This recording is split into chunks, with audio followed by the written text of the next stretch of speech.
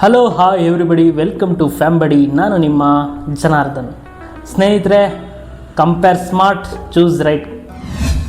ನೀವು ಮನೆ ಕಟ್ಟಿದ್ದೀರಾ, ಇಂಟೀರಿಯರ್ ಬಗ್ಗೆ ಯೋಚನೆ ಮಾಡ್ತಾ ಇದ್ದೀರಾ.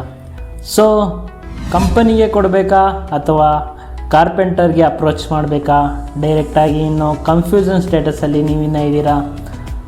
ಕಂಪನಿಗೆ ಕೊಟ್ಟರೆ ಅಡ್ವಾಂಟೇಜಸ್ ಏನು, ಡಿಸಡ್ವಾಂಟೇಜಸ್ ಏನು? ಕಾರ್ಪೆಂಟರ್ಗೆ ಕೊಟ್ಟರೆ ಅಡ್ವಾಂಟೇಜಸ್ ಏನು, ಡಿಸಡ್ವಾಂಟೇಜಸ್ ಏನು?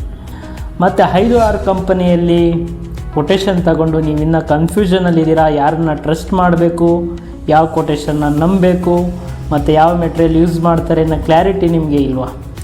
ಮತ್ತು ಮೆಟೀರಿಯಲ್ ನಾಲೆಡ್ಜ್ ನಿಮಗೆ ಇಲ್ವಾ? ಯಾವ ಮೆಟೀರಿಯಲಲ್ಲಿ ಯಾವ್ಯಾವ ಫಿನಿಷಿಂಗ್ ಇದೆ, ಮತ್ತು ಯಾವ್ಯಾವ ಫಿನಿಷಿಂಗ್ ಇಂಟೀರಿಯರ್ ಇದೆ, ಇದ್ರ ಬಗ್ಗೆ ನಿಮಗೆ ಗೊತ್ತಿಲ್ವಾ? ಸೊ ಇದೆಲ್ಲದಕ್ಕೂ one stop solution Fambody. Follow ಮಾಡಿ, ಸಬ್ಸ್ಕ್ರೈಬ್ ಮಾಡಿ, ಸಪೋರ್ಟ್ ಮಾಡಿ. ಇದ್ರ ಬಗ್ಗೆ ಡೀಟೇಲಿಂಗ್ ವೀಡಿಯೋಸ್ ನಿಮ್ಮ ಮುಂದೆ ಬರ್ತಾ ಇರ್ತವೆ. ಧನ್ಯವಾದ.